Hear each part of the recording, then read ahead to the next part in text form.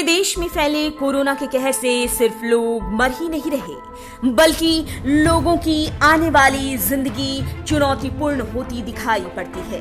Corona से बचने के लिए सरकार ने लॉकडाउन लगाया और इस लॉकडाउन की वजह से देश की अर्थव्यवस्था बुरी तरह से प्रभावित हो रही है। कहा नहीं जा सकता कि लॉकडाउन खुलने के बाद कब तक अर्थव्यवस्था में रिकवरी आए।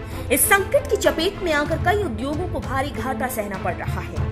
जानकारों के मुताबिक देश के लोगों को लॉकडाउन के कारण 40 साल में पहली बार देश में मंदी के ऐसे हालात का सामना करना पड़ रहा है।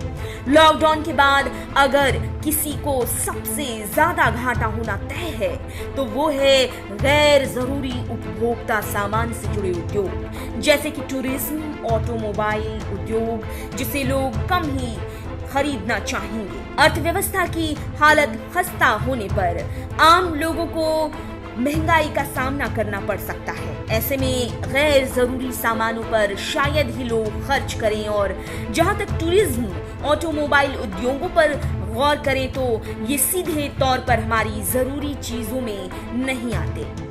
ऐसी स्थिति में कौन कौन से सेक्टर को घाटा होने का अनुमान है, आइए इसे समझने की कोशिश करते हैं। लेकिन उससे पहले अगर आपने चैनल सब्सक्राइब नहीं किया है तो चैनल सब्सक्राइब कर लें, बेल आइकन दबाना बिल्कुल न भूलें। सबसे पहले बात करेंगे सर्राफा कारोबार की। लॉकडाउन के दौरान इस कारोबार को काफी घाटा हुआ। दरअसल इस दौरान 15 मुहूर्त निकल गए और कई शादियां टल गई, जिससे अनुमान है कि करोड़ों का इस कारोबार को नुकसान हुआ है। देश के छोटे बड़े सोना चांदी कारोबारी के पास अपने ही कारोबार में करने को कुछ नहीं है, क्योंकि लोग खरीद ही नहीं रहे। अगर 3 मई के बाद सराफा कारोबार चालू भी हो जाता है तो जरूरी नहीं है कि खरीद बढ़े, क्योंकि शादियां तो पहले ही कई टल गईं और अगर आगे मुहूर्त नहीं हुआ तो लोग सोना चांदी खरीदने में पैसे खर्च करना शायद ही पसंद करें। संकट तो इस कारोबार में आगे भी बरकरार रहता दिखाई पड़ता है। अब बात करते हैं ऑटोमोबाइल सेक्टर की। लॉकडाउन की वजह से ऑटोमोबाइल को काफी ज्यादा घाटा हुआ है। एक तो बिक्री नहीं हो रही और दूसरे में मैन्युफैक्चरिंग रुकी हुई है। ऐसे में ऑटोमोबाइल सेक्टर की हालत खराब है।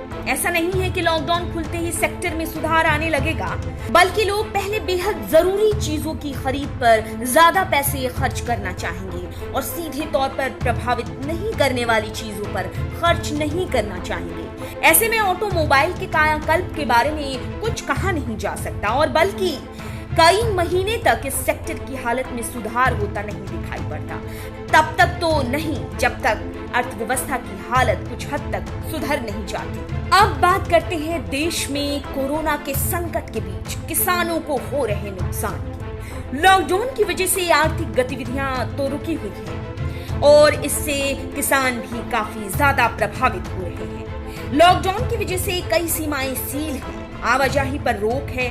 ऐसे में किसानों को माल मंडी तक पहुंचाना एक बड़ी चुनौती साबित हो रही है और इसके अलावा किसान और व्यापारी के बीच होने वाली फसलों की खरीद बिक्री में भी रुकावट आई हुई है। ऐसे में किसानों को काफी ज्यादा नुकसान हुआ है। उद्योगों के साथ ही रोज दूध उत्पादन करने वाले किसानों की भी हालत खराब हो रही है। लॉकडाउन के पहले ही किसानों ने सब्जी लगाई थी, लेकिन उनकी बिक्री नहीं हुई, जिससे किसानों को भारी नुकसान उठाना पड़ा। वहीं इन नुकसानों को झेलने के बाद कई किसानों ने सब्जी की फसल लगाई ही नहीं, जिससे घाटा हुआ सो अलग। आवाजाही पर लगी रोक से कई इलाकों में फूलों की खेती में भी किसानों को भारी नुकसान हुआ। ऐसे में कुल नुकसान पर गौर करें तो लॉकडाउन खुलने के बाद भी इन किसानों को उनकी भरपाई करने में कितना वक्त लगेगा ये कहा नहीं जा सकता। अब बात करते हैं टूरिज्म इंडस्ट्री की, जिसे लॉकडाउन की वजह से जबरदस्त धक्का लगा है। कोरोना के जाने के बाद एक आध साल में देश के लोग देश में ही शायद टूर पर जाना शुरू कर दें, लेकिन शायद ही लोग अपने देश से विदेश के टूर पर कुछ सालों तक जाने का रिस्क उठाएं।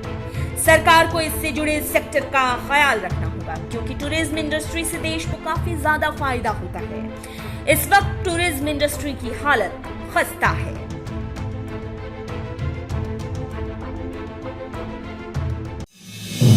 आप देख रहे हैं नेट्रिक न्यूज, साहस सच कहने का।